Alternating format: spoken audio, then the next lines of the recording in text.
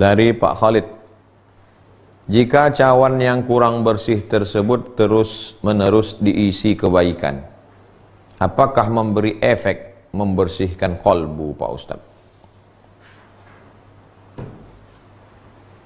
Cawan tadi tak bersih, lalu kemudian terus diisi dengan air,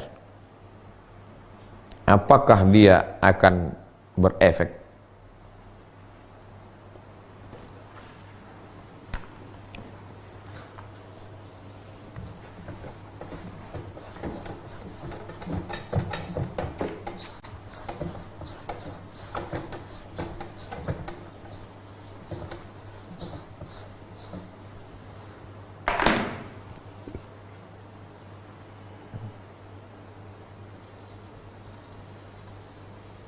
Ini cawan.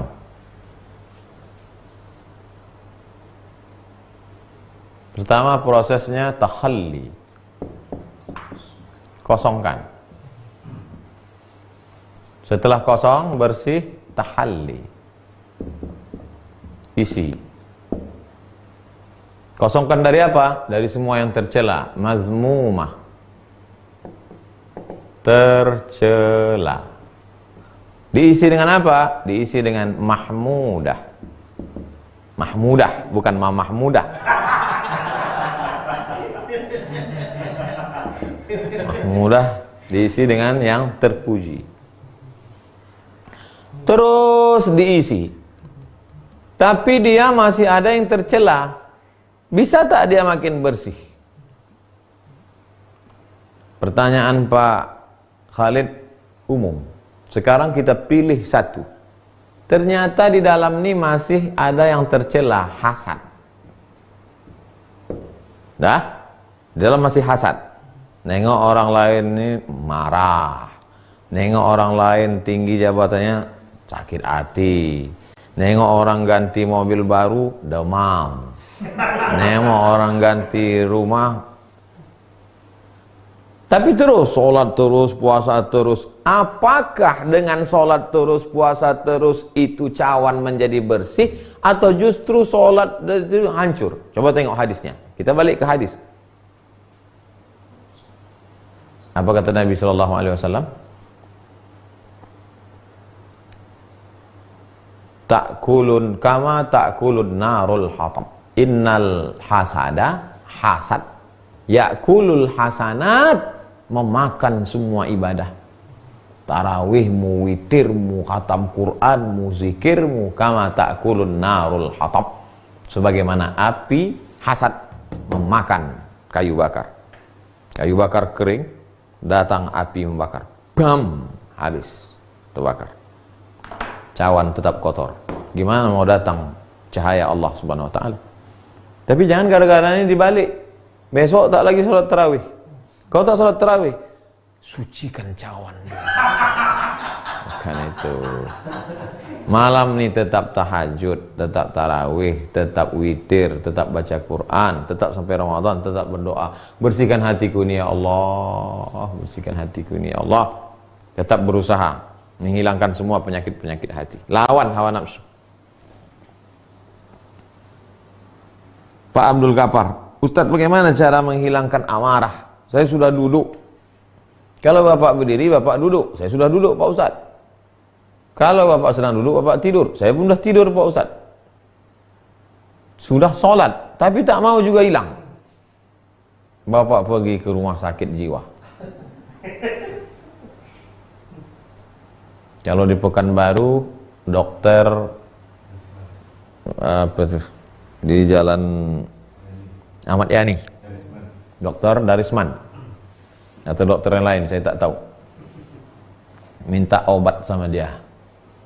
Jadi ada itu penyakit tidak sampai depresi, di bawah depresi, di bawah itu. Jadi kita melihat orang itu sebagai ancaman, melihat orang itu sebagai musuh. Itu penyakit kejiwaan. Tapi Bapak jangan khawatir, bukan Bapak gila, enggak. Ruqyah sudah dicoba, semua sudah. Kita disuruh, tadau, berobatlah kamu. Nabi dulu ketika datang orang Arab mau berobat, ada yang pakai herbal, pakai habas sauda, pakai madu, ada yang pakai ruqyah, pakai doa.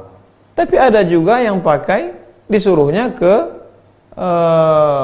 ada di situ alumni dari Jandi Sabur sekolah kedokteran yang ada di Persia.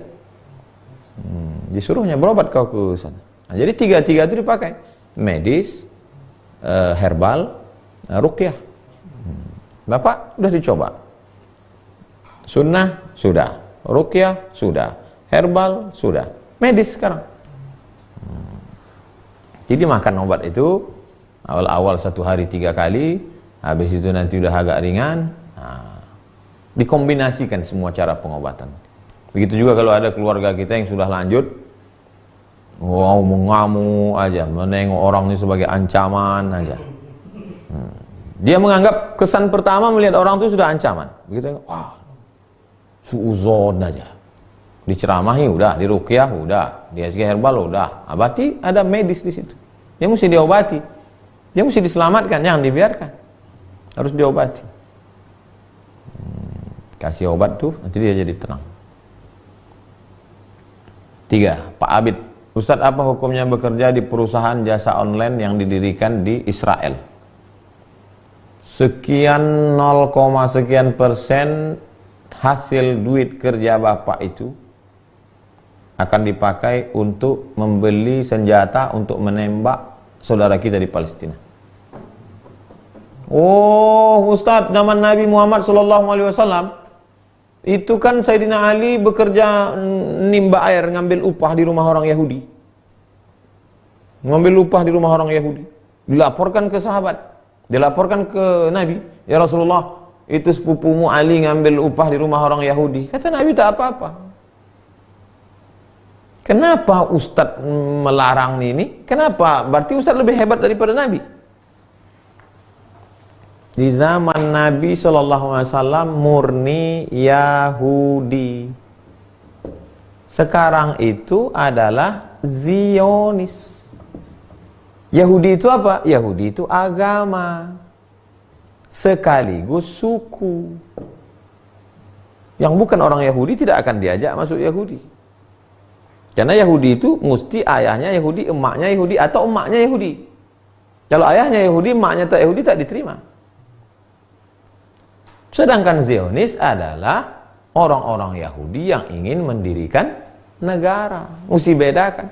Jadi ketika engkau bekerja di sebuah perusahaan di bawah Zionis, maka misi Zionis sekian persennya itu akan dipakai untuk membunuh saudaramu.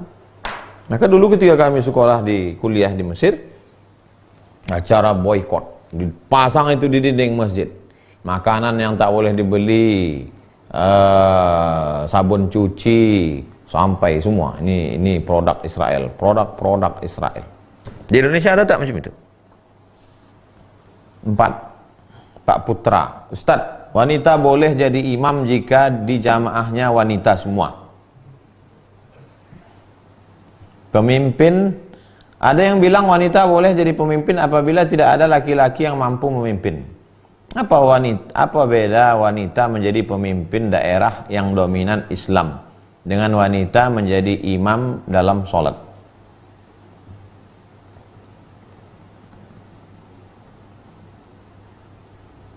Coba cari ceramah saya yang dulu ada di YouTube. Coba cari Somad pemimpin wanita. Yang tidak boleh itu wanita menjadi pemimpin Islamic State, menjadi khalifah, menjadi Amirul Mukminin, pemimpin dunia ini, satu kekuasaan, itu tak boleh. Adapun perempuan menjadi pemimpin, mana dalilnya boleh perempuan itu menjadi pemimpin? Ketika Nabi Muhammad SAW meninggal dunia, terjadilah perang Jamal. Siapa pemimpinnya waktu itu? Aisyah.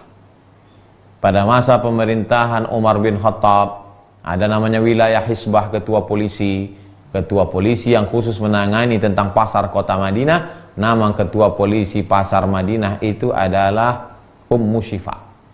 Ummu Syifa itu perempuan. Itu beberapa dalil, di antara pendapat Syekh Muhammad Al-Ghazali yang membolehkan pemimpin perempuan. Tapi saya khawatir juga ya, nanti cakap saya ini dipotong pas nanti ada pilkada, calon bupati, calon gubernur perempuan, Ustadz Somad membolehkan. Ya ini. Terakhir Pak Bambang. Ustadz, apa doa agar ibu sadar dari tipu daya dukun? Ibu saya sudah tertipu daya dukun sehingga tidak mendengar nasihat keluarga. Mana buku ruqyah tadi?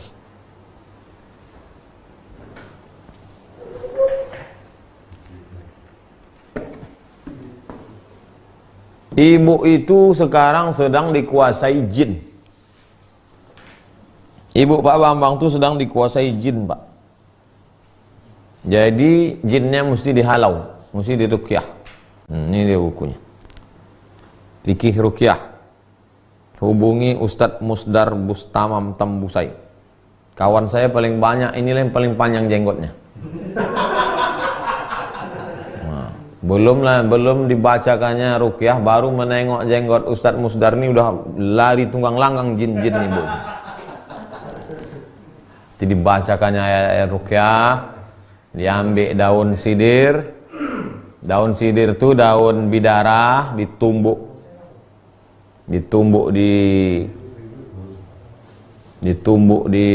pakai lesung halus, dimandikan, dibacakan ruqyah, diobati dia.